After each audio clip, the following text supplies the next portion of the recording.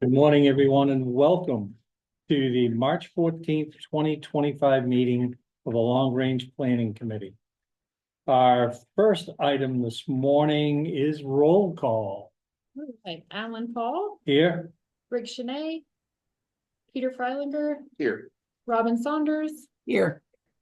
Portia Hirschman, Here. Jean Marie Katerina, Here.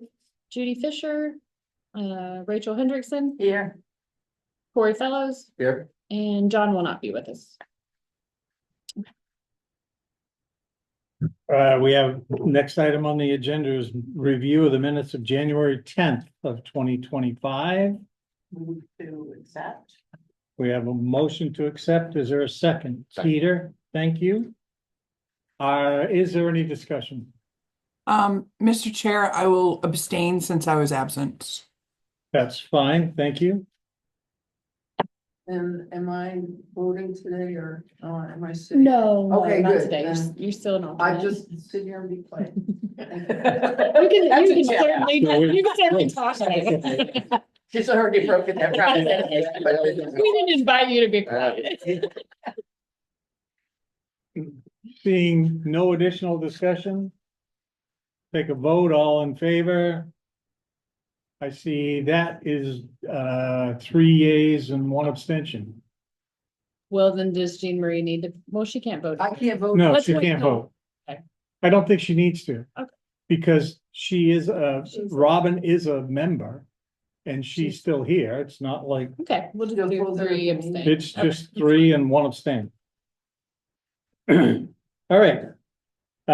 Next item on our agenda is a general public opportunity for any items not covered under the agenda. I'll get my my pronunciation a little bit more correct in. That's my main, by the way. Agenda. That's Rhode Island. That's my main. Boston. Yeah. It's a trilled R. Yeah. Linguistically. Yes. Trilled R. We do ask that people limit any comments that they would like to make for a 3-minute time frame, please. I don't think we have anybody online. Nope. Ron, any public comment you'd like to make on anything not on the agenda? He's talking about our agenda. Yeah, So he's- okay, we'll get to that later. I will move on from public comment. Item 5, discuss and consider a recommendation to the ordinance committee defining indoor sports shooting ranges, specifying where such use may be permitted and establish performance standards. And I will do public comment, but I think I'm gonna hold that until we've gotten into some discussion. Actually, Mr. Chairman, on the public comment thing, do we have, is this a new procedure for public comment that we've got going here? It's kind of, this is. Yes. different than the past. So, It is. We added it in so we could do general comment first and then comment with each item because we sometimes seem to Yeah, want to go yeah. back and forth and our Yeah. meetings got a little. Some days we wouldn't talk and some days we would, so. exactly, it's just kind of new Yeah. for me and just kind of want to understand that the new procedure, so, yep. got It is indeed. All right. And I will let Autumn introduce us, please. Okay, great. Before I get started, was everybody okay with the new agenda setup, the Oh, board yeah. docs? Okay. It usually takes people a couple of times to get used to it, but it's tedious at first, but then it gets a little easier, I think. So this request about this indoor shooting range came to us last August, I believe. We met with a gentleman out of New Hampshire. He has a similar establishment there that he wants to do here. It would include retail, some training, some warehousing, and an indoor shooting range. He was asking, could we consider it warehouse, retail and whatnot? And I had a discussion with our attorney and we said, no, we really would need to create a use. We don't, while we have some shooting ranges in town, we don't actually permit them per our zoning ordinance. They will grandfather. Those are grandfathered, Oh, right? right. So we don't have any, if you want to do a new one, our ordinance is one of those where if it does not talk about the use, it's automatically prohibited. So this would have to be a new approved use and we can talk about where and how and what. So what's in front of you is just a first draft of what we would have to do, what we could consider if we wanted to make this a use. And we don't have to, it's just how you can. So what I've gotten in, I've put together, let me share my screen, I'll show you.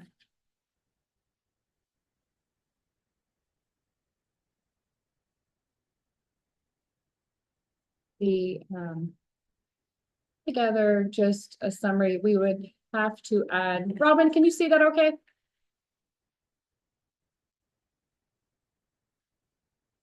Okay. Added some definitions. So indoor sport shooting range. This is a definition that the state uses for giving communities the ability to regulate these. And then I added the outdoor sport shooting firing range. This is from our existing chapter 603. So we could define both uses. Thank you, Amber. I couldn't hit my unmute fast enough. Okay. And so the proposed districts would be our commercial districts. So B2, B3, Highest Parkway, Light Industrial, and Industrial. And the proposal right now is that this indoor sports shooting range would be a special exception in those districts. And then I've added a start to performance standards, but these are our standard performance standards as it relates to noise, vibration, that sort of thing that we apply to a lot of our industrial uses. And then I used the cannabis property setbacks and applied it to this. So I thought that might be a good thing to add in because some of those districts do abut residential districts. And so really that's where we are. It's just some talking points and, getting your opinions on whether or not this should be an allowed use and how we should address it and where it should be allowed. And then Corey invited Ron from the firing range committee to help us. I've reached out to public safety to get some ideas. They gave me a few kind of resources I could go look into further, but I think Ron's probably a better resource than what they sent me to. So yeah, that's where we are. Couple items. Mhm. One, let the record show that Rick Shanae has joined us. And secondly, where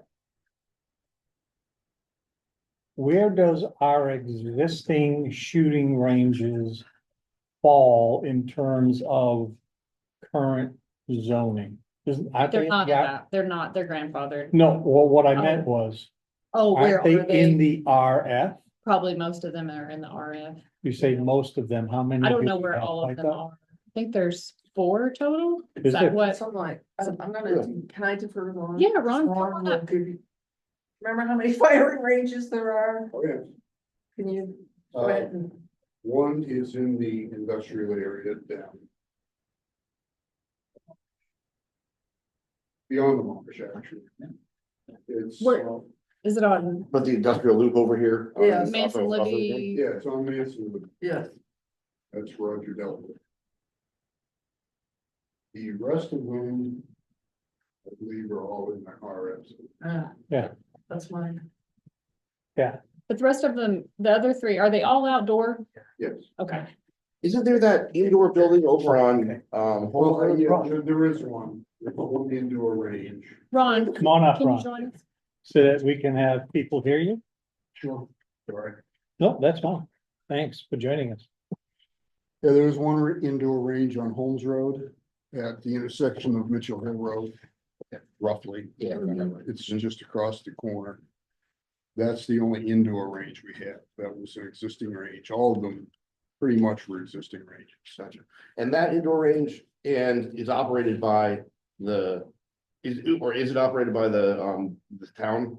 No, it's, No. you're talking about the Fish and Game? Yeah, exactly. No, that's a different entity for this Fish and Game. Gotcha. And it's a different group of people running it. Okay. Some of them are members of both, but Right. Sure. not all. And then the fishing game is one of the 4. Sorry? The fishing game range is one of the 4. Yes. Are they all private? Yes, Just for the, they're all non-business, basically. I mean, Membership, sort of. it's all it's all- membership. Even Scarborough Fishing Game is completely members. There are no paid entities in the club. I couldn't drop in and say I'd like to rent a lane and shoot. for the record, could you introduce yourself and where you live, please? Sure. My name is Ronald Nelson. I live at 14 Mitchell Hill Road in Scarborough. I lived in town all my life. I worked for the town for 35 years as a police officer. I've been on the range committee for a long time. I don't know Since forever. exactly when I got on. Okay, I was on it as the representative from Scarborough Fishing Game. I'm a past president there. I've been a member there since 1980. thank you. I'd just like to caution us, I've had my hand up. And I'd like to caution us that this is an LRPC committee meeting, and usually we don't invite people from the public to sit at the table. And no disrespect, sir, but I just like to remember that this is an LRPC committee meeting and we have certain Robert's Rules of Orders that we'd like to take. And I've had my hand raised for a while. Robin, we invited him so we could hear him on the owl, so I thought it might be more helpful for him to be at the table so you could hear what he was saying. He's on the firing range.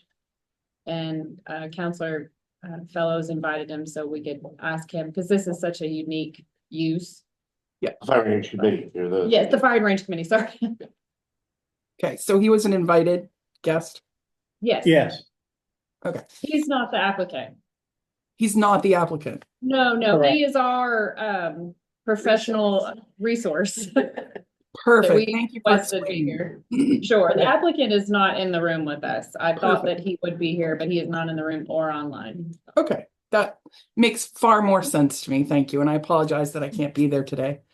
My questions were primarily, if we've looked at communities like Gray and Wyndham who already have commercial firing ranges to see if, what additional, performance standards they might have. And then I would like to ask what sort of legal standing we have to require that all of those who enter are either registered, have a registered hunting license, or all their guns are properly registered and legal. I mean, I fully support this, and I don't appreciate, sir, I don't Yeah. appreciate if you're gonna be part of the committee, let's be productive, okay? Thank you. The If police I may, chief did point me to Wyndham, so that is the next step. I just wanted to have this conversation with you all to gather up. When I have it on the agenda, I consider it, in no means makes it required that we have to consider. It's just an action item, so this is definitely open for discussion as long as you all. Sorry, Ron. that's okay. I just wanted to address one issue. In any of the firing ranges or actually in any of this area of the state, there is no method to register firearms. It's not required and there is. it's one of my comments. As I was going down through this is. I guess I'm not sure about having this in the business zones. The fact that 3 out of the 4 are in the RF. And having firing ranges near my summer home, I can appreciate the amount of noise and stuff that gets generated, especially from automatic rifles. I'd be more inclined to want to see this primarily in an RF zone with possibly even bigger buffers. Oh, see, I disagree, Alan, because I think that's where you really have a lot of people living, unless you were, I mean, this is gonna be there's a retail component to this indoor. So you're gonna have traffic and people coming and going. This would not be a private or membership range. This is an open to the public. I call and I schedule. And I can go. So it's a different a different situation than what, it's a business. Like the one they have in New Hampshire is a business. I can go in and purchase a gun, I can purchase bullets, or I can rent a lane and I can shoot for a bit. Or maybe I can buy a new camping equipment, that sort of thing. So I don't know if we would want to even contemplate that in RF. That's why we started with these Okay. districts and narrowing them down. Yeah. And would it be helpful if I pull up the GIS map and show you all where these zones are, and then we can kind of talk about it? First off, I want to, if I may. Yeah. I share your concern about the business districts, B2, B3, and HP. First off, all three of those districts, we haven't examined them in detail yet, but they are ideally suited for mixed use development. And if we were to, and HP already has substantial multifamily development. And I'm not sure that this is a great co-located item within a multifamily targeted development area. We've talked about the idea that our town and village centers should be there, but if you look at B2 and B3, they really cluster around the North Scarborough town and village center. And HP obviously is right front and center with the Downs developments, and will likely be expansions of that. So I'm not uncomfortable with those, given the expectation, although not yet fully considered by this committee, that mixed use will become more important for those areas. For LI and I, though, it makes sense, and I hear you what you're talking about in terms of this being a business, being not sort of the traditional membership club that we've got today. That has traffic elements to it. It has as a business, it has a different type of relationship with neighbors than a membership driven organization would likely have.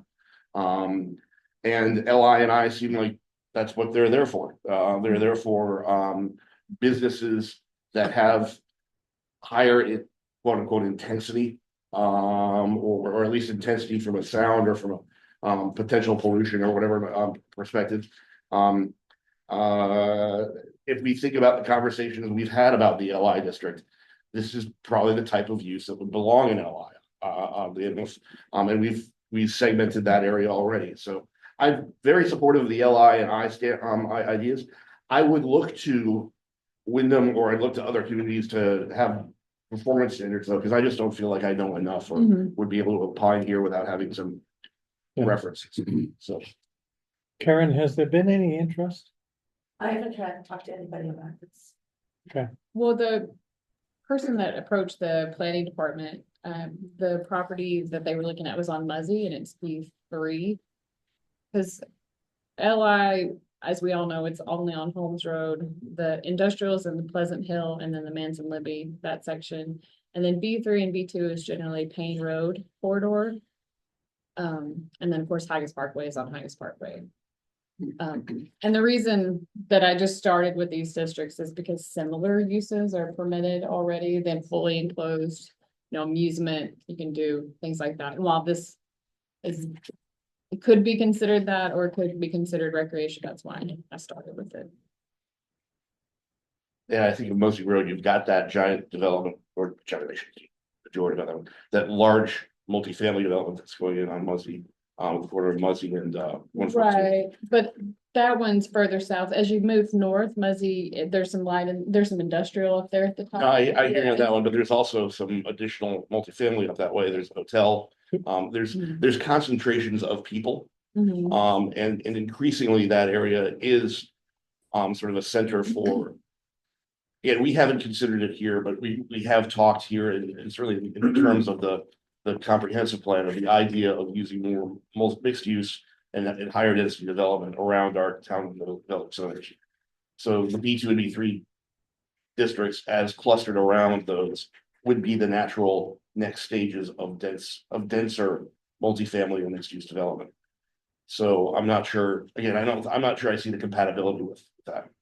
Of course, I would point out that you do have 1,000-foot setback from any residential on this written in. Well, you've got residential Or are you talking just residential zoning or? Yeah, Or I've you got could it. make it that it's We've used, 1,000. we've used what we crafted for cannabis, so it's 1,000 feet Right. from residential zoning or 1,000 feet from an existing residential home, their front door. Yeah. yeah, So but this is a residential home, because I read this, it's effectively a home or a single family home in an R2 district or that. So we need to change the We would- definition of we would definitely- residential. We would No. definitely do that at a minimum, but again, I don't think, I look at the location of these zones within the town, and so we need to do that. Yeah. Probably. And I'm not I'm gonna disagreeing open with up you, I the- just wanted to. Yeah. I have a question for Ron. Yep. I'm looking down at the types of shooting, if you will. Mhm. And anytime I've ever done any trap or skeet shooting, it's always been outside. Can you physically do that indoors? It would take a arena-sized building to be able to do it. It wouldn't be particularly safe. So I would say that, no, it would not be possible in anything that's gonna be built around here to do it indoors. All right, so did I misunderstand? Did you say this would occur in a closed building? No, so what we're doing is, yes, the indoor one would. So we're creating a use. Yes. So yeah, if skeet shooting this is the definition that the state puts in. But the indoor and outdoor we can borrow from. So, right, we can tweak this. But so, if skeet shooting or trap shooting doesn't make sense in our definition, let's strike it for sure. Well, if it's indoor, it Right, would and need to that's, be yeah, out. it would It- need to be And struck. it looks like the applicant, and they've supplied their current layout, which they say would be substantially similar to anything they do in Scarborough. Just has ranges, just as Yeah. traditional. Yeah, Long, Yep. Single. Okay. fire.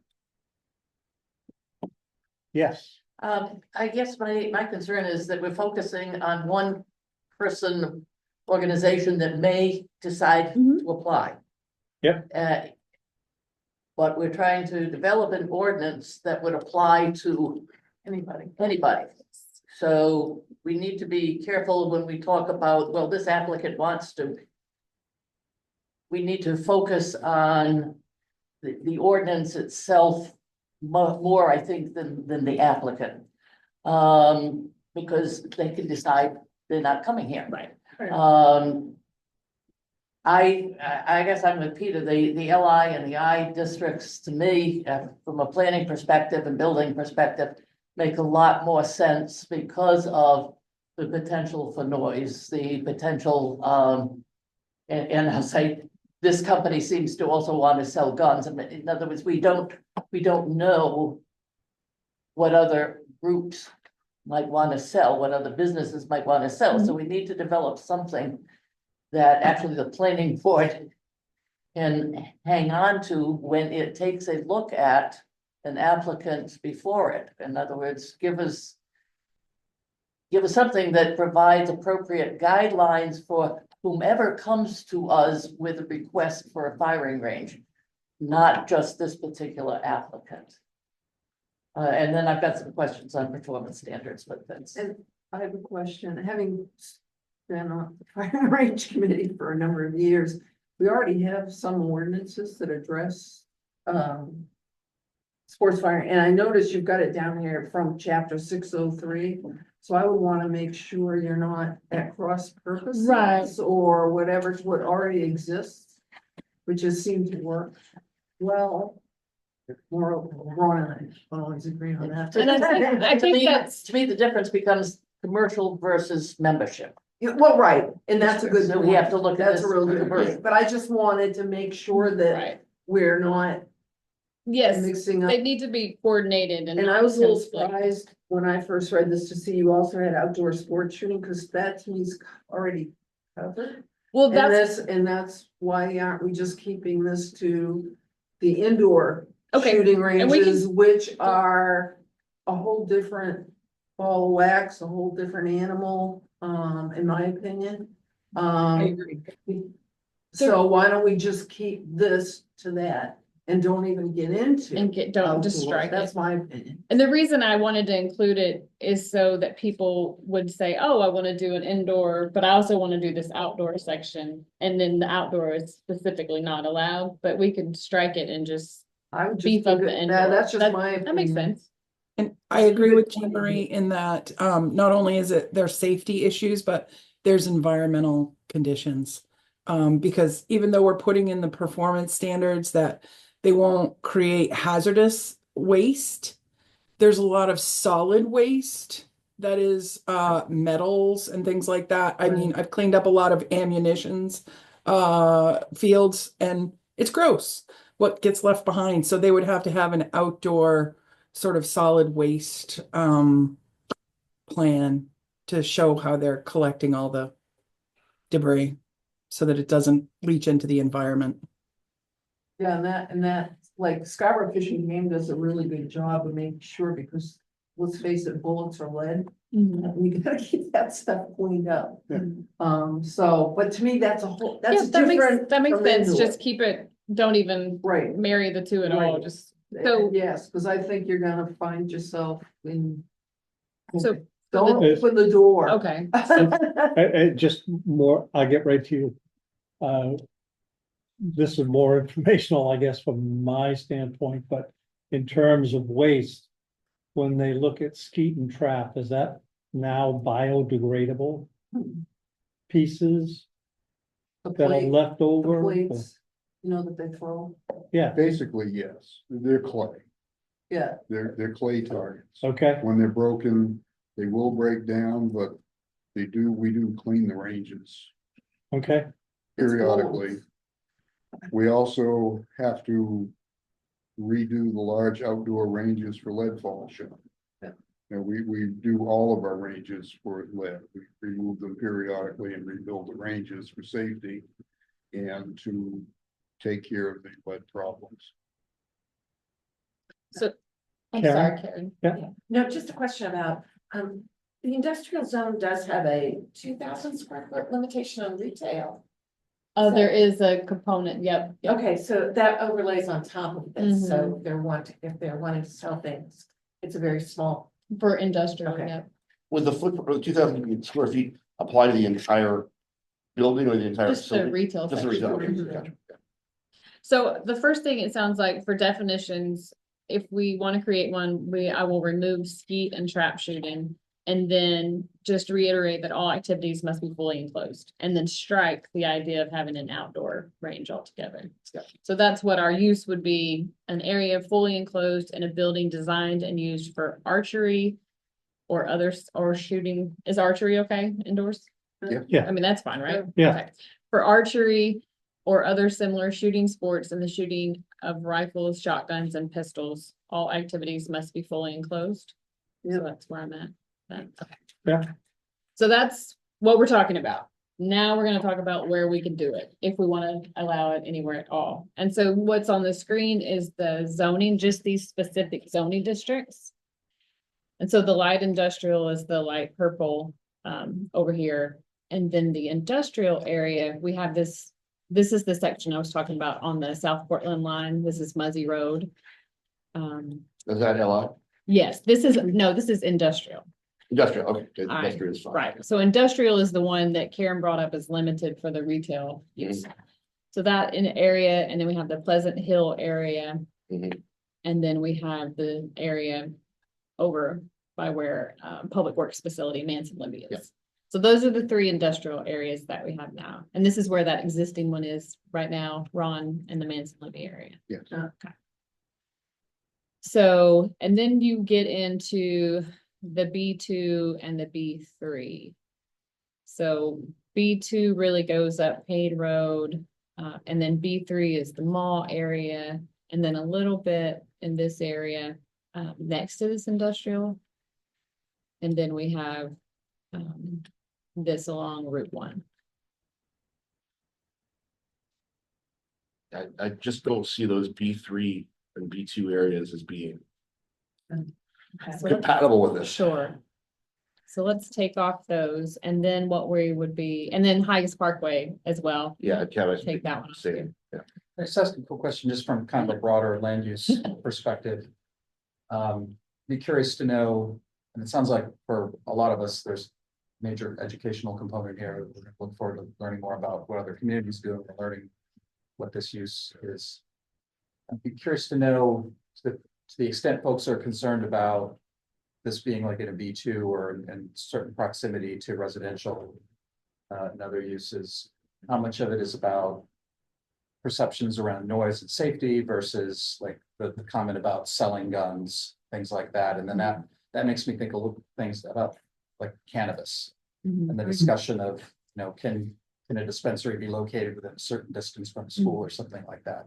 And that's kind of a different bucket of issues, and I don't know that I have a strong opinion going in myself, but I'm just kind of curious at a broad level going into this conversation. My concern is really safety. And I noted, maybe I can't note. I noted on the application that they had 1,000 responsible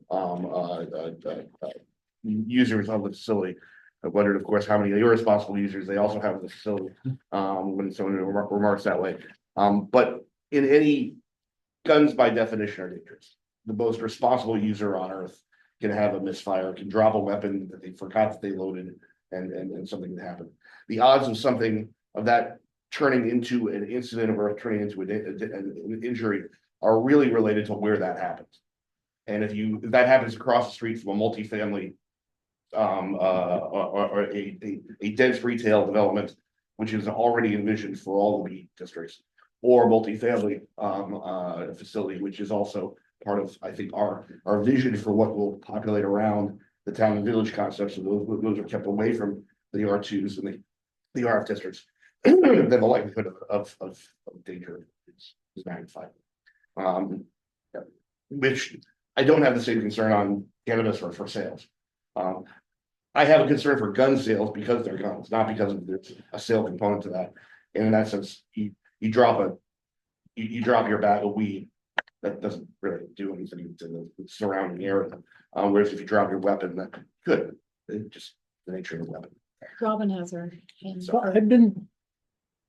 I can't see that from here, so. No, that's okay. I just wanted to agree with Counselor Fellows on sort of following the cannabis sort of model, in that when you walk into a cannabis store, you have to show your identification and show that you're over 21, over 18. If you're, I just like to ask that they follow the same rules of monitoring who comes in and out. And if they're under 18 or 21, if they're going to have a responsible guardian with them for tracking. There are state and federal laws around all of that would have to be. Great. I just like confirmation that those rules would be followed, whether you're in a concentrated area like Peter had mentioned, or you're near a school, like the B2 or B1 was at 8 Corners kind of a thing. And as a resident of the Pleasant Hill neighborhood, I'd like to make sure that happens there as well. But I'm generally not opposed to this. I just want to make sure that we have proper controls. Rachel? Yeah, I'm looking at it all from a planning board perspective and a land use perspective. And one of the things, to go back to the sale of guns there, it's not the sale of guns per se, it's how much space is used, how much parking do we need? Right. Because it is commercial. If there are going to be 1,000 people who can come and go at any time. In other words, it's no longer membership, but it's a transactional, hey, I'd like to rent a range for, a line for 2 hours. We need to figure out we need to figure out traffic implications. And to me, the industrial and light industrial area allows us to do that a lot more and gives us, at the planning board, a lot more flexibility to take a look at what is proposed to us. In other words, what they're proposing is the range, a warehouse and a commercial space. Hmm. Somebody else may come and propose a warehouse to transship guns from one place to another, we don't know, only, with a couple of loading bays and the shooting range. We need, on the planning board, we need some way to judge if the building is going to fit on the land that they're proposed to put it on, and if the use is going to fit on the land that they propose to put it on. So we need to take a look at traffic, we need the buffers, we need to know what that would be. Some of these performance standards are fine. But I suspect we need more. Mhm. Consider this again, it is now a commercial use that's proposed rather than a membership use. Peter? I just want to emphasize that point of performance standards. And I think Robin was speaking really to what is a performance standard. I agree with that. I think she made a good one. My thing is, I think there are probably more for this that I just don't know how to enumerate them, or I wouldn't know what they might be. And I would rather come back to those with asking staff to look at what Wyndham does, or look at what other communities do for performance standards for this type of facility, just because I don't think we are educated enough now to properly enumerate what they should be. And I guess from that thought, what comes to mind from me is a question for Ron again. And that is, as you look around the state, and you've been involved in this for a long time, so I'm sure that you've got some broad knowledge here. But who do you think does this well or better than others in terms of towns? Is there someone that stands out for you? Well, as one of my colleagues, Bob Chandler, told you to get a hold of Gray, they have a facility up there. It's a state-of-the-art facility. They have good rules written around it. And we suggested that you look at those. Okay. I figured if there's somebody who's doing it better than others, that's a great place for us to start. I think there's more than one resource too that we need to consult. I thank Ron and for being here and telling us about this, but I think we have other states that we can consult. I think we have a state authority that we can consult, whether it's ATF or the like. I just want us to consider all information to, as Rachel said, provide the planning board the best performance standards and guidance that they need, especially if it's commercial. Yeah, Karen? Oh, Portia? I'm just curious, and I know absolutely nothing about shooting ranges. Is this a case where people bring their own firearms and shoot, or that they use the firearms there and shoot? Could do both, It could I'm be, assuming. Could be both. If it's, So If we're you've got looking people general, driving people. into, I'm thinking about Peter's thing, you got people driving into the parking lot who have firearms in their car. Yeah, you do. Because the answer is really yes. I know Okay. quite a few of these. Every one that I've been to has been a mixture of people bringing their weapons in. And sometimes it's because they're engaging in a buy and sell transaction. That's often what it is. And testing or sampling weapons that are available. I'm just trying to understand what the traffic Yeah. situation. Karen? So my only concern about B2 and B3 is that we don't have that much land in B2 and B3. And I probably need to know more about the type of building and the type of quality that this would have. I don't want to make any assumptions that it's going to be a corrugated metal building and It look would more have- industrial. It would have to meet our commercial design Exactly. standards in B2 So- and B3, whereas I and LI have a lessened Yeah. requirement. Exactly. So I think they would naturally gravitate toward the industrial zones, but I feel like there's not a good reason to put it in B2 and B3, given our lack of the amount of land available for other commercial uses. Yeah, I mean, I don't feel I'm like, looking at this, I'm sorry, go ahead. no, I just don't feel like that's an excuse. If there's no land there, then there's no land there. Then we don't have any more. She's just saying we should reserve our valuable commercial land for a more valuable, maybe to the whole community use. Or business. or- Businesses, that's all she's saying. Okay, She I'm said- viewing this as two different things. We've got an indoor and we've got an outdoor. We're not talking about outdoor. I get that, but I understand, but my personal preference here is that anything that's outdoor should not be in a business zone. Period. That's just, again, my personal view. So if they want retail, that's a B3, B2 type of use. I think the actual outdoor ranges and stuff should not fall in B2, B3, and I think we've already kind of pulled those out, right? Yeah, Based on I the was map, never Yeah, we're not talking. creating, we're not talking about outdoor at Yeah, all. We're okay. just talking about indoor. So, So I just wanna I wanna put this out there. So you could do a gun shop now in these districts. It's retail sales and Correct. services. So you could do, you can do the retail, you can do the warehousing, you can do you can do all those things. So it's really just that sport shooting range that we are contemplating. Mhm. I also want to be really careful about us putting extra things that the planning board and my office really won't be able to enforce outside of state and federal laws. So, performance standards for the planning board, we could include a blanket, all federal and state laws must be adhered to, but that's not for the planning board to tweak or play with, really. It's more, we could play with hours of operation and how it looks and the sound barriers, Landscaping and. landscaping and odor, those things. And stormwater and Parking, traffic and yeah. parking, The whole thing. but we don't regulate who can go in the facility and what kind of gun you can use outside of state and federal laws. We can tell them when they can go into. the Right, facility right. And when they must leave. And we could tell them where they can be located in the zones and how far away they have to be from a residential property, but I just don't want those lines to get blurred.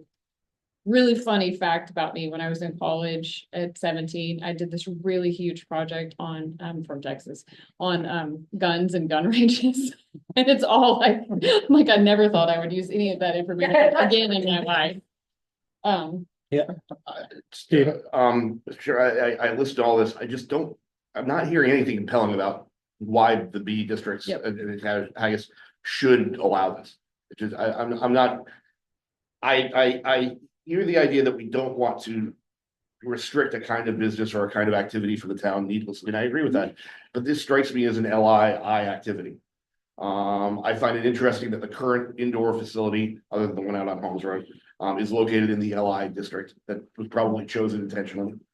And if we were to face outdoor facilities, I would actually argue that, to your point, the RF district is probably more appropriate because of the nature of outdoor shooting sports and where they would take place and what they're there for. But in this one, it feels like this is an light industrial use. I defer again on the performance standards just because I think we have some knowledge to gain collectively before we could do that professionally. But I think in terms of location, we can signal pretty clearly that the B2, B3 and Agnes Parkway have and are targeted for future development in the eyes of the comprehensive plan and elsewhere that make it incompatible with a high intensity use such as this that we're discussing. So what I'd like to and we're not a student, but if I were, I would move now that we close debate on inclusion in the B2, B3 and Haggis Parkway districts and focus all further conversation on the assumption that this is an LI and I special exception use, and then focus our learnings and our drafting work and focus staff's work just on that. Taking that motion, is that a motion? Well, I'm asking, that's kind of an odd motion to kind of close debate. So part of it, Robin, is I'm wondering, is that a correct motion to propose? And if it is, I would like to. I don't know that we're looking for any kind of motions regarding this, are we? No, No. you don't need to make, if there's It's general advisory, yeah. consensus on Yeah. that, I mean, Yeah, that's the- a fine direction for me to run with. If everybody's sort of in agreement with that.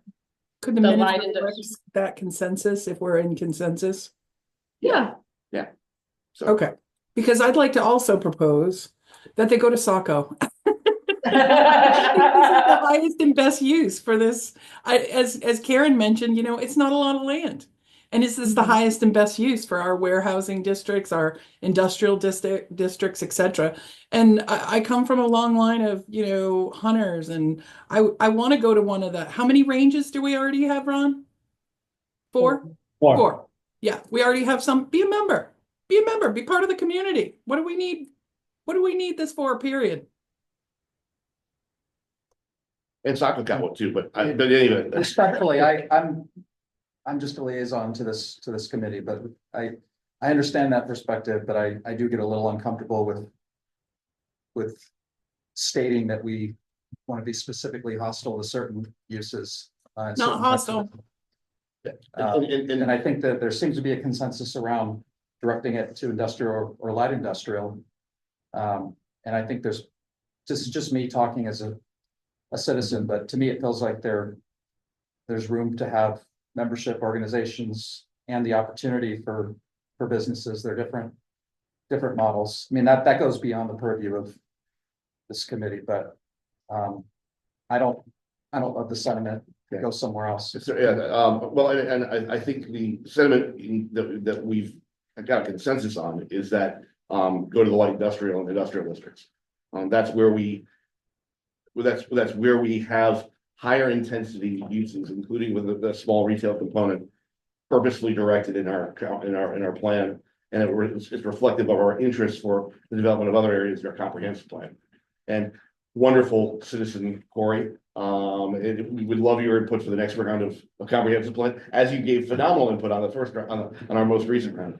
But I think that's really what you're hearing here, which is not, we individually may or may not want to have this in town, but from a town perspective, we want it located in the right.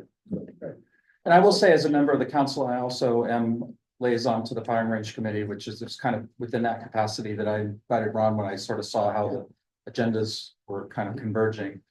So I hope that's been helpful, and it's very helpful for me personally to hear all this input and to be, when I'm liaising with that group, I think it'll add value. So thanks. Point out that they're existing, where they are, they're in an industrial district. In Dover.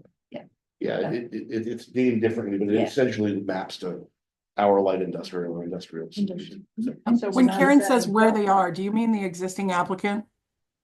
Yeah, where they are Yes. in Dover, New Okay. Hampshire, where they're currently located. Oh, they're in Dover, New Hampshire. Okay. Yeah. So is there a deal in progress with a landowner in one of these light industrial districts? Is there a deal in progress? If so, I'm with Counselor Fellows. We don't want to take away the business opportunity for the landowner and stakeholder in Scarborough. But to Karen's point, when the light industrial land runs out, the light industrial land runs out, and that we don't want it to go anywhere else. I mean, that's not hostile. It's just choosing to have people. the highest and best use in your light industrial districts. Thank you. Yeah, I'd like to point out that the letter that you saw that came from the applicant referenced the planning board. Nothing has come to the planning board. He was confused between the planning board and the planning department. So, Autumn can talk to any discussions. A lot of business people come and say, well, I might want to come to Scarborough. What do you got? Yeah, so that there are a lot of feelers out there, but nothing is in any progress. All right. Rick, you had something? I just want a point of clarification. It is at the range aspect of this that creates the problem. yeah, If they didn't have a range. they just did retail they- and warehousing, retail yes, gun the sales, where sport could they- shooting where could they range. go?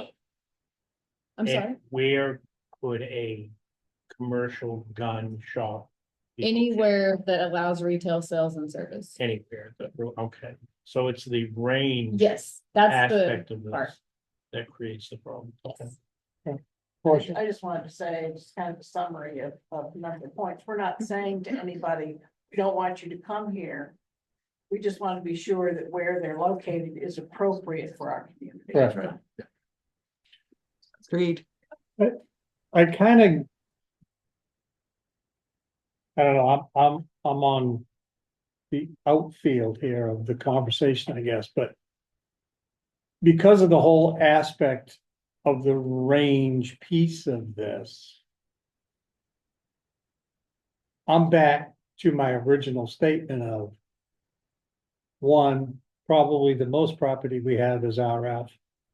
That's out there and potentially available, and to me, that's just a better location for a range type environment than other zones that we have, and I appreciate, An indoor sports shooting well- range and gun shop in the RF, well. like, that's what we're talking about. Yeah, Well, and I hear you. I think though, with you, it's that last bit, it's and gun shop and that. yeah, If it were an indoor range, a member-owned indoor range, then I'm inclined to agree with Alan. It's, then we've already got examples of indoor ranges, member-owned indoor ranges in town. You don't have the 1,000 potential customers coming in and out with parking requirements and things like that. You've got a club that we can talk about limited parking requirements and limits and things like that, which we don't have here. What we have here is a gun shop plus a range. And it's the gun shop aspect to me that makes it, you've got to put it in a business oriented district because of all those Other- business elements, the minimum parking and signage requirements and things and all that sort of good stuff.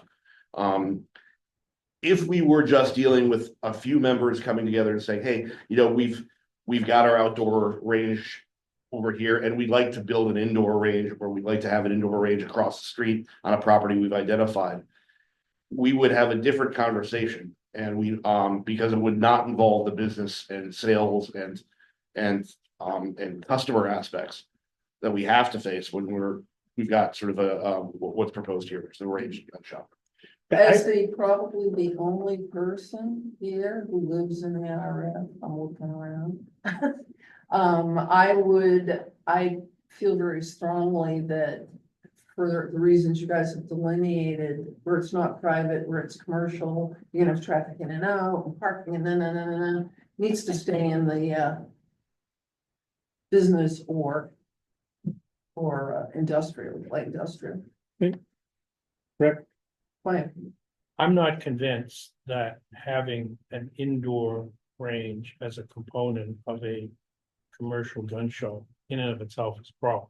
I I talked think- to Phil about it. Because he gave me the statute that we can regulate sports shooting range as a Right, specific I'm not- town. Yeah, I don't, That may be the case. What That's I'm why. thinking more is what Rachel's focusing on. Traffic, noise, safety. I mean, I would like to go see this place to see if when I stand near it, can I hear the gun shooting, for example? If it's fully contained, it doesn't create a lot of outside noise. There aren't bullets flying all over the place outside. I'm not convinced that adding a range component to this type of a commercial use in the zones where it's already permitted, the retail component is necessarily problematic. Because I think the planning board would deal with noise and safety and traffic. It only has this, if it's a similar facility, it has 14 what look to be lanes or shooting. So it's not like you have 1,000 people lined up to shoot their guns. I've been looking briefly, by the way, at their website. They have some very distinct, specific rules. It does appear that most of the people go there, bring their own guns. Mhm. You can buy it, but you don't go, it's not like a bowling alley right. where you rent, well, you can actually rent guns too. So I'm assuming you pay a fee to use I for an assume hour. so, I assume so, Kinda like but a point shooting is, range for it's golf. fully contained. Yeah. So I'm not sure. I think we need to be careful with a knee-jerk reaction to a gun facility. Mhm. If it were my personal decision, I wouldn't let them come here at all. I don't favor more, but that's not what this committee is all about. That's up to the council.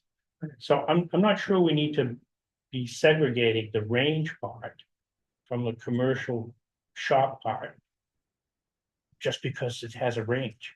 If it was exterior. Well, but so if you come to me now and you say what he proposed, I can't allow him to do. I can say you can do the sales and the warehouse part, but I can't let you do the range part. I don't permit the range part in our zoning ordinance. And that's it. And I think you and I are on the same page. That's why I kind of thought, well, it's a component, it's fully enclosed, it's like a bowling alley. Well, what I'm saying But is, it's like, that's why. if we amended the ordinance to permit this as an adjunct facility to a gun shop, I'm not sure we need to necessarily think, well, we don't want it here, we don't want it there. Oh, think- so you're thinking, so we don't define gun shop as its own, it just lives in retail sales and service. So the way I've got it designed, this is it's its own component. It can be only an indoor sports shooting range, or it could be part of it, but it's permitted.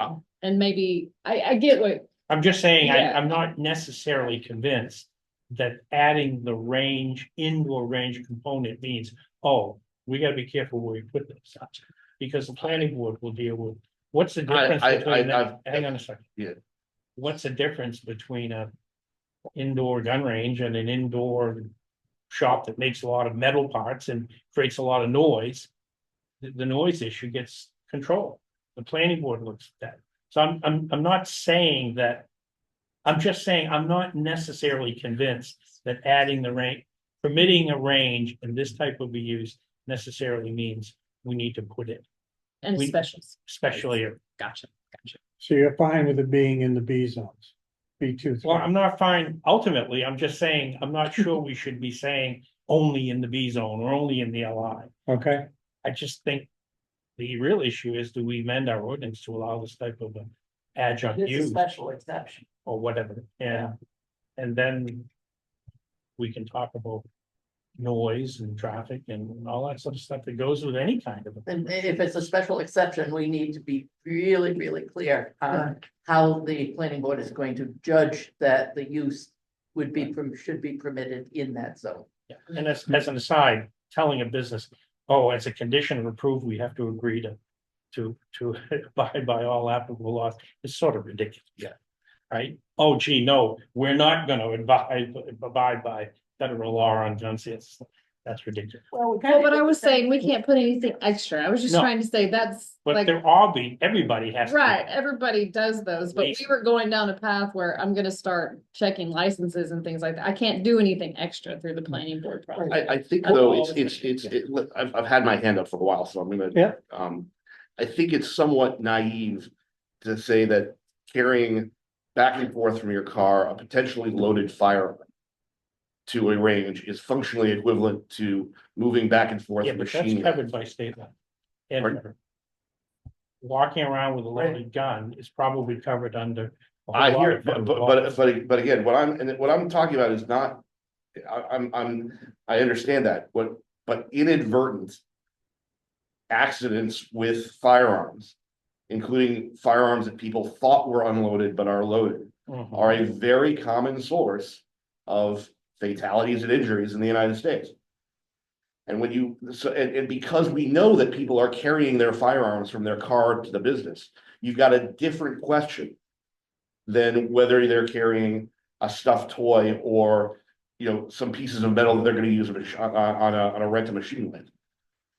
I don't So- know what the federal, I don't know the stats on this, but I suspect when somebody's gun inadvertently goes off, the person that gets hurt is probably the person carrying the gun, not necessarily a pedestrian 300 yards away, Well, but that's another.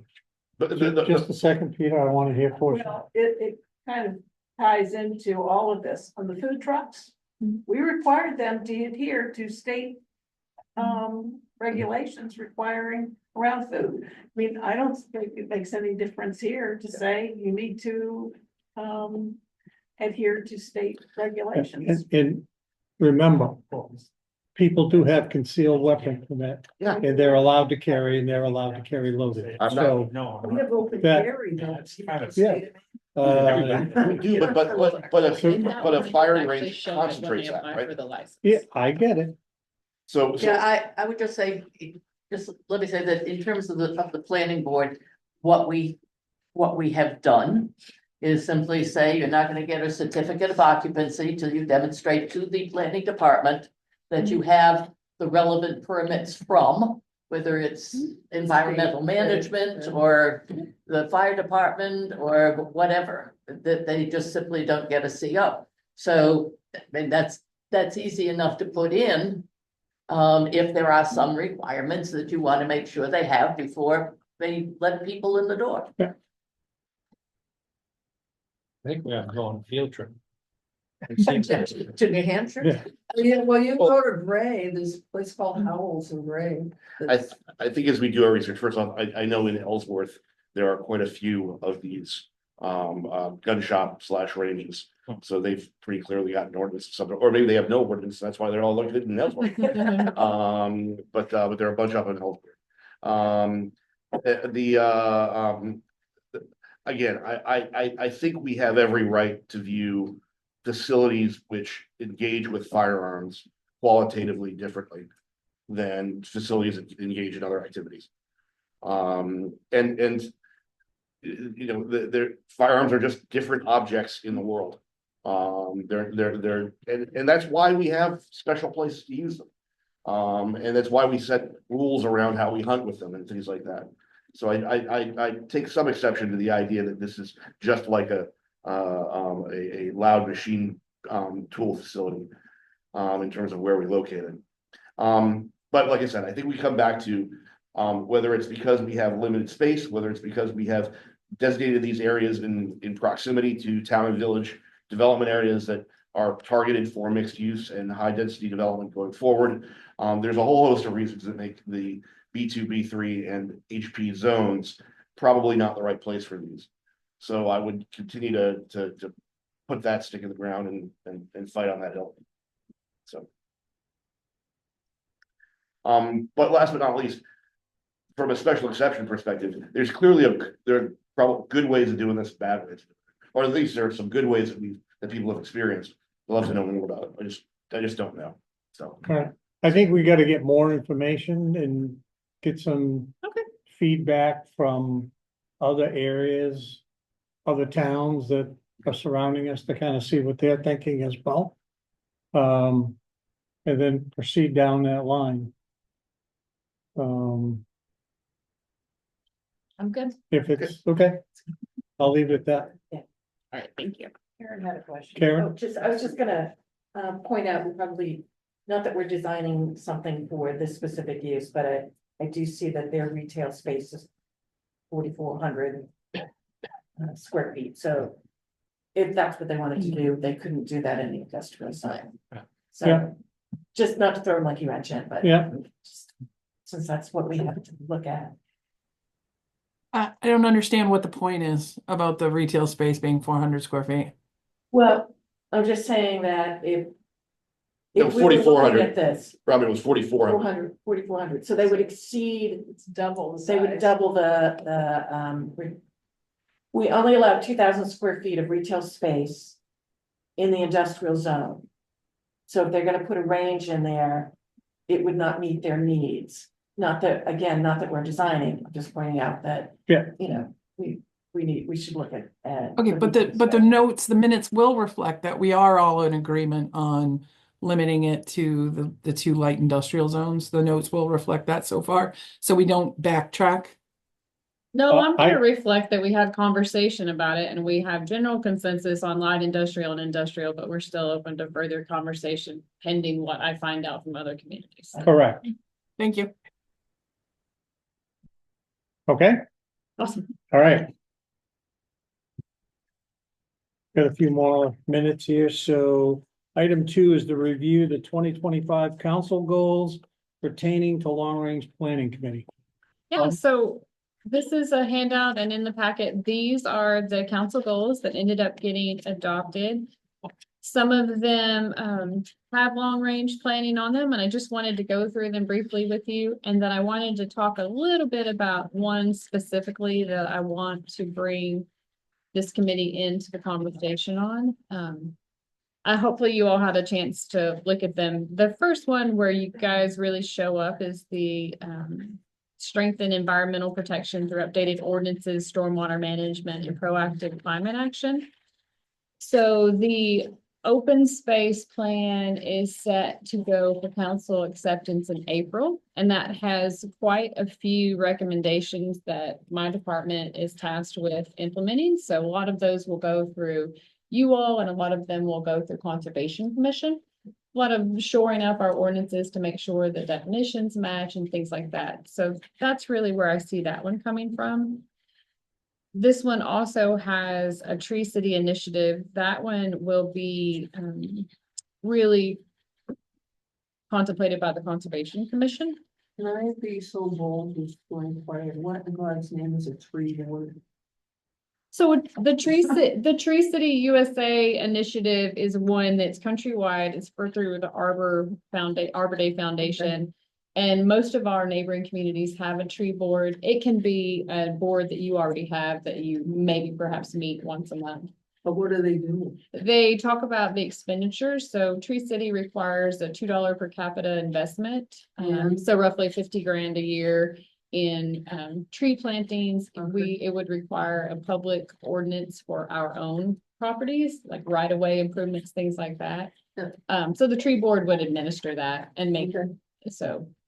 Usually it's in community services or public works or a combination thereof. Okay, So it's. I just never heard of it before. I read it Yeah. somewhere. Yeah, I actually, in our Conservation Capital. Commission, that's coming up on the 25th, I believe. The packet of information has a lot of information about what this idea is. So I'll send that out to you all just for information. Question, and it feels like we're not first order, should we be taking some direction from the Conservation Commission on this one? What do you mean? Well, it feels like we should look to the Conservation Commission to the principles and the things that we would then use to recommend changes to zoning regulations and what is in our purview. Oh, okay, So- gotcha. So in No, other words, we're not the lead actors, we're kind of, we Yeah. take the mantle after. There's part of the things and the recommendations that will be conservation driven, and then part of it that are more this Okay. boards. And my role is to make sure all those Okay. are copacetic and they are known amongst all the players. So, yeah. Just reading There's this. makes definitely it some feels like, crossover. yeah, Yep, yep. Conservation would say first, and then we would take it on. Right, So, right. okay. No, there's definitely some crossover. And that's why I kind of wanted to tell you, like, Tree City is more for conservation. The vulnerability assessment will be for Conservation Transportation Committee. This committee, it will really cross over. That will be wrapped up in July. The stormwater management fee, that's Conservation Commission, and engineering. Sustainability reserve account, that is actually in our budget for this year, and that's the Sustainability Committee, doesn't really have any bearing on this group. Low impact development standards, those will probably come through this and conservation. And then the National Flood Insurance Program Community Rating System. That one perhaps will have some crossover as well. So there's a lot of things that could, or if nothing more than you all are aware of. So I'll try to make sure as these go forward, you're aware that they're going on. I think that where we've come to with the committees and the council goals is really trying to, I think we've had experiences where committees worked in silos before, but there's a really concentrated effort on making sure there are no silos and it all is functioning kind of interchangeably. So that's part of these goals and how they're so detailed. Like the tree board, make recommendations regarding landscape requirements for planting. Nope, they would They not. would? So a tree board is Totally specifically for the town's Okay, so property. public. Right, right. Okay, But what okay. could grow out of that is an interest in further tree preservation or things like that that might grow. It's a really a proactive thing on behalf of the town itself to put money up, put effort and time into plantings in the public owned realm. And rather yet than we private. require landscaping, I'm thinking of Haggis Parkway, we require them to retain in right of way existing trees. I mean, there is some overlap. I guess what I'm getting at. they can't mess with the trees, for instance, in the right of way. They had. Well, those are ours, so the tree board would, yes, Exactly, yes. that's what I'm saying, so there Yeah, is yeah. overlap. Yeah. So I'm just going really quick. Yeah. The next one, the growth, housing and land use. You all are listed on this one as well, along with that. I believe the Housing Alliance is really the primary responsible party.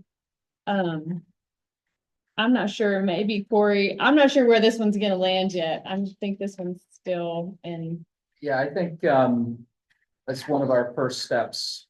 We're looking to have a workshop probably in sometime in May. Just to sort of talk about goals and possible constraints. And, you know, I just did a council corner article about this. And so that sort of lays out, I mean, there are a lot of question marks in that piece, which was intentional. Like there's really not a lot of, foregone conclusions going into it. And obviously there are a lot of things to balance there, but I think as we were discussing this particular goal, as a council, there seemed to be a strong consensus, regardless of how people felt about growth and housing development. There seemed to be a strong consensus that we need to do kind of similar to what we were just talking about with the firing range. Like we need to gather more information about the inventory and kind of look at the land use regs that we have and really kind of define the nature of the problem. That may involve some collaboration with GP-COG to potentially do something like a housing needs assessment. So there could be some specific actionable things that come out of that involve long range. But as Autumn said, there's a lot of overlap, and I think Councilor Anderson made this point before, as did our chair, Councilor Seither, that even though there are specific council members listed as champions for various goals and certain committees are listed, that doesn't mean that those are kind of exhaustive or exclusive. You know, there may be cases where others are sort of brought in. And to Autumn's point, the overarching goal, one of the overarching goals is really to kind of break down some of the silos and also try to be intentional and respectful around individuals, volunteers' time and staff's time, so that we're not like dictating a lot of tasks and things that are kind of overwhelming. So we're trying to be strategic about that.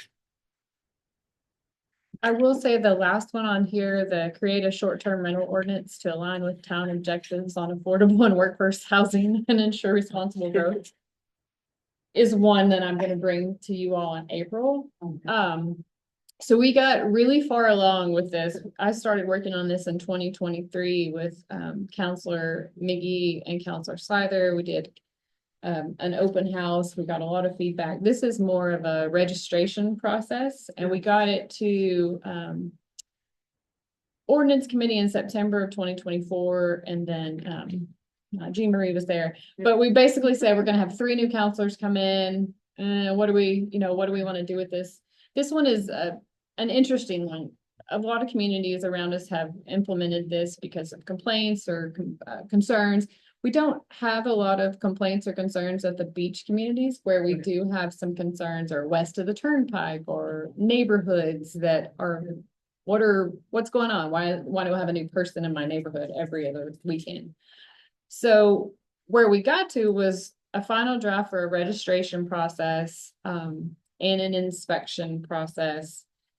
And my department, we're implementing some new software, and we're behind on that. So it's kind of worked out well that we weren't ready to go with that, but we were going to be able to do it all online. So it could be easy and annual. I think we have pretty good buy-in from the players, but still some tweaks to be had. So since this showed up on this year's council goals, I've sort of started it up again. So I'm going to have a meeting with some specific folks that have reached out with me in the beginning of April, just to kind of see where we are and see, in the time that it has lagged, we've missed something. And so I'll bring you all the draft and those comments in April, and they'll probably spend April and May. So we're going to talk about shooting ranges and short-term rentals. Now, two completely different things. Yeah, I would just briefly add to that on the short-term rentals. As Autumn said, we're unlike some communities like Portland, or maybe even parts of South Portland. We're not at the point now where these, Airbnbs or VRBOs or whatever are fundamentally skewing the market the way, way they are in some other Yeah. places. But as Autumn said, it's more, like I know on my own street, there was all of a sudden a VRBO listed down the street, and the next door neighbors who had young kids were a little concerned about cars coming and going and random people being around. So it's more things like that. But I think as from a long range planning perspective, it does make sense to be thinking about how the potential continued growth of short-term rentals might eventually impact sort of the broader housing market in town. I just sold a house here in Scarborough and every single offer was someone who will rent it out for VRBO or Airbnb. So The house itself. The house will be eventually, yes, soon, probably sooner rather than later. but- Didn't have an ADU, did it? Which neighborhood? I'm not gonna say. Well, it's a neighborhood. It's a But residential. it's totally permitted. We don't. Yeah, prohibit but it, my yeah. question, I think it's a perfectly legitimate question, that's which neighborhood, that's even street address, but which neighborhood? But not, well, not far from the beaches, but not Okay, on the good. beach. Got it, fair enough. Autumn, what difference would an ADU make? So that's kind of where I want you I know. all to think. So ADUs, we allow them, if you have a single family home, you can have an ADU. There are limitations on the size. But we have rules that the code enforcement division is responsible for enforcing that are tricky. So an ADU, when you come in for a permit, you can only have 2 people live in them. You have to be a resident or at least a semi-permanent resident of the main property or the ADU. So it gets really, and you can't rent them for short term. You can't rent them for under 28 days. So it gets really tricky when not the first person maybe that puts it in for the mom or the daughter or whatever to live with them, but when they sell it and the person's like, cool, I've got this great apartment, I'm gonna rent it. I'm in a great neighborhood, a great location. That is a gap, I think, that we have. And so I think this group, I'd like to spend some time with you all trying to figure that out, or if there's something we can do, if we want to keep it that way, where you can't keep an ADU as an Airbnb, then how do we monitor that a little bit better? Because it's complaint driven, and to be fair, some people get away with it, and some people have neighbors that they don't get away with it. But then it's really on us to go and follow up or find Airbnb listings, and it's just it's a tricky one, so. Yeah, just like All a right, home, it- sorry. From a time perspective here. If we're good with that, I'd kind of like to go around the table. Real quickly, on the growth housing and land use, we've been kind of kicking the can on this one. I would like to, as we talk about that, not lose sight of the fact that mixed use development is a way of encouraging and maximizing the use of our limited town land uses for denser development, for higher development, et cetera. So I want to make sure we're not losing that element of that here. And it also relates to one thing we're not on, I don't think we should be on, but it's the transportation element. The more that we create mixed use developments, the less people in those developments need to travel, to shop, to do that, to grab a bite to eat, whatever it might be. And therefore we've got a positive spiral, a positive lift, that if we encourage more mixed use development, we alleviate and create more capacity on our transportation infrastructure. So I want to have that in there. And then the last suggestion on this one would be, it sounds like, this is a 12-month cycle, right, for the or 12-month goals. It might be helpful for us to see how you would lay out our meeting schedules. You said it's sort of April and May, you've got sort of us to talk about ADUs and shooting ranges. So, but what else can we expect to structure our schedule so that we can be thoughtful and meet these, and also sequence appropriately? So like if the conservation committee is dealing with things in the spring, in the summer, we could be aware that we wouldn't be dealing with some of those conservation issues until the fall or Yeah, I can definitely kind of give you an outline. It's subject to Yeah. change because we Sure, do yeah, I get these understand that. one-off requests, Right. but I really use you all as. Yeah. And I would just add too, from a council perspective, it's not as if we're saying we're gonna solve all these problems in the next 12 months. Yeah. Thank Be nice you. about I just wanna make that clear. Let the minutes show that. Not- I think, Robin. Yeah. Mr. Chair, Yeah, Before we move away from council goals, can I just make a note that, is if long range planning isn't going to be part of any of the other ones, I would suggest or comment back to whoever's on the council here. The one that really bothers me in light of what we saw happen with wetlands, is under communication and community engagement to establish a council liaison role to the Crossroads Holding LLC to better understand, the partner. I would want a staff person to be part of those conversations. And after seeing what we saw happen with Counselor Cushing sort of talking ex parte with Crossroads trying to make a as Counselor Fellows said, no one's going to assume anything nefarious there. But it was definitely out of line, and I didn't see any counselor trying to reach out to the dozens and dozens of residents who were there to support wetlands in full. And let me have it. Corey? Robin, I'm happy to speak to that, and you may have seen this since you quoted my nefarious line. I'm guessing you saw. Well, you saw at least that meeting, but Randy Hogan raised a similar concern during public comment, a couple of council meetings ago around this particular sub goal. And I think Councilor Seither spoke to it. A couple of us spoke to it. And I think it's a fair point. It's a fair concern.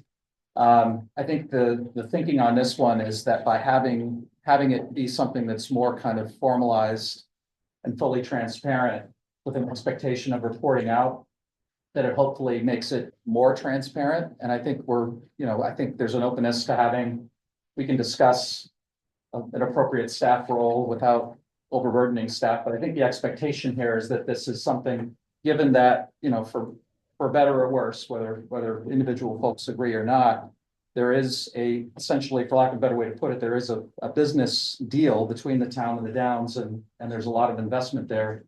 That it made sense to have that sort of somewhat more formalized line of communication. So that's a point well taken, and I think we're going to be very careful about how that's implemented. I would just say also for the record, I don't, and I said this at the council meeting, and I don't want to go back down the rabbit hole. I don't think there's anything necessarily improper about Councilor Cushing's communications. It's not like the planning board. Council members can talk to anyone they want. And I think there was a lot of communication with all stakeholders. But that doesn't take away from your point, Robin, and I appreciate that, and we're sensitive to it. Thank you. Thank And you. I just, again, the other point that I'd like acknowledged, Counselor Fellows, is that there are a lot of smart people who live in Scarborough, like Pete Slavinsky and others who, are worth listening to and understand the value of ecosystem services that the marsh and that brings to our quality of life and our brand here. And I was really, and I think we should all be really disappointed that no one reached out, to those dozens and dozens of people who are interested in expanding the wetland setbacks. Instead, it was on the side of against staff, against, the planner and the engineer who brought it forward. Instead of supporting staff, it was against staff and against dozens and dozens of residents and citizens who are concerned about a declining water quality and way of life. Okay. Just like that point acknowledged as well. I am gonna go to member comments, start with Rick. Portia, Rachel. Yeah, the planning board will be meeting on Monday, and we will be holding a public hearing on the light industrial. So tune in. At the last meeting, Rick Miking is elected the chair of the planning board. I am the vice chair now, but I remain as a liaison to this committee. The planning board did look in a preliminary fashion at Market Basket, a commercial building next to it, along the loop road, whatever the name is. I tend to give names to the roads. Last name I gave to one of them was Voldemort Lane, and they, I'm sure they didn't appreciate it, but Still unnamed. it's still unnamed. Same Voldemort Lane, the unnamed lane. So I will think about the loop road, and I'm sure I can find something. So those two facilities are along the loop road, and along the Scarborough Downs Road is a mixed-use facility with commercial on the ground floor and 3 floors. It's a total of 4 floors, correct? Yeah, that's 3, it's not 5, it's 3. I mean, it's 4, total 4, anyhow, apartments. Sure. And we took a look at the parking and how that's going to be laid out and treated, because it's also going to be basically public parking as well, is assigned to particular areas. Okay, thank you. Peter? No, nothing in particular, I think to bring up. The Transportation Committee has missed a meeting, the one before last, and I missed the last, I missed 2 meetings, or. You missed a meeting. I missed a meeting, and then before that, there was a missed meeting. Well, that was like the holiday. Yeah, But we met last month and exactly, we, yes. do you know, were you gonna tell them about the Metro presentation? No. Okay, so yeah. this coming month, what's his name? He's from Metro. He's gonna do a presentation. We have a request from the aging, what is it? This community services group, the, I don't want to get Senior it wrong. advisory. Senior advisory group, Oh, part of that, it's a city, different, I it's a forget what it different group Or something like that came to us, and they're really interested in some additional routes from Metro, but Metro is gonna do a presentation that I believe is also gonna go to council workshop next month. So yeah, tune in via Zoom. So that's what's going on, but Okay. we're working through our draft still. Exactly, that's the big one, because it still has not been accepted by council. Right, It still has to go through final work for that. Angela and I have to go in and do our edits based on comments in the last meeting we had, and so we're hoping to get that done by May. Well, I think it was important that our consulting fee, we've exceeded or We run ran out of out, money. and so it's now on staff Yes. to do all the amendments, and I think that's an important acknowledgement that there's additional load there. Robin? Yeah, I just wanted to report that the vulnerability assessment story map is live now and on the town's website. And GEI, the consultant and staff did some really good work on that. And we started having some really painful conversations. I think the Bailey's campground folks have been on that committee. We've had some really painful conversations about when sea level rises, the Baileys are going to lose some of their Pine Point land and their businesses and their lifeblood. And these are really hard conversations to have. So I encourage you all to take a look at it and see what it's going to look like. And the other one is I think there was a workshop last night for the ad hoc open space committee. Unfortunately, I wasn't able to be there and would, I guess, defer to staff for any update on the ad hoc open space. Thanks. That one was the one we had last Wednesday, and it went really well. We had a couple of things we're gonna add, tweak, put a little bit of information about what we have left and how we can get there. I will say we're working on a really cool exhibit. It's gonna go right out there that we're excited about. So in April, you all will see that, and hopefully the final draft will get accepted. All right, thank you. Counselor comment, Counselor Fellows. Just a couple quick things on housekeeping. Looking at, these aren't finalized, I don't think, but and I think Autumn just alluded to this, like April 16th is a sort of council workshop with Metro and GPCOG on transportation. And then we're targeting May 7th for a joint workshop with the Housing Alliance related to the housing goal. Okay, thank you. Staff, Karen, I'm good.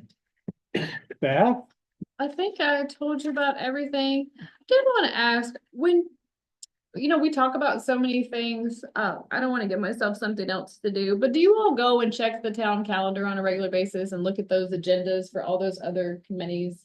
Depends on the committee. Depends on- Depends on the Yeah. committee. Remind you to do that because there's a lot of Depends. really interesting, especially as, now we're kicking off the years. We're in March and it's going to start getting going. I would just encourage you to check those. Some committees have better minutes than others. Some minutes are so spare as to be pointless. As opposed to other committees that have minutes that you can understand what's actually. I think all the committees that myself and the people I generally work really close are pretty good, right? Sustainability, conservation. Yeah, but planning, there are a few that are very sketchy. No, I'm not touched those. The other comment I make on those is the minutes always come on after they're approved, which means they're always on with a 2 month lag. That is If true. there's any way to have a draft minutes posting that would be within the light of legality and all the rest, but otherwise. You're forced to listen to the hour, if they have it, the YouTube, which is always illuminating on ordinance and their nominations. They're always fascinating. Well, I was more referring to you all check out the agendas and if there's anything you're interested or want, Yeah, feel free to yeah. email me. And there's a lot of them I know a little bit about or a lot about. Yeah. That was, if you see something on the agenda, you're like, what is this? Yeah. In that vein, on the council, we've recently modified our agendas so that we do our report outs on committees and liaison activities Mhm. toward the beginning instead of at the very end when everyone's already left and everybody just wants to go to bed.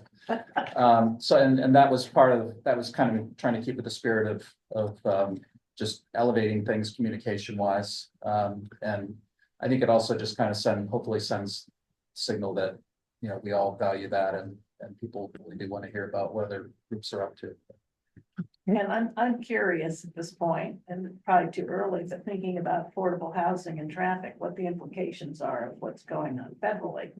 With the pulling of grants and monies and so on, and the impact they're gonna have here in Scarborough. I mean, my head is spinning in terms of traffic implications, but I think we need to be aware. All right, I saved myself for last because I wanted to thank Ron for joining us today. Appreciate his help and his insight. Mr. Chair, if I could just say something. Okay, I just want to explain to people why I'm sitting here.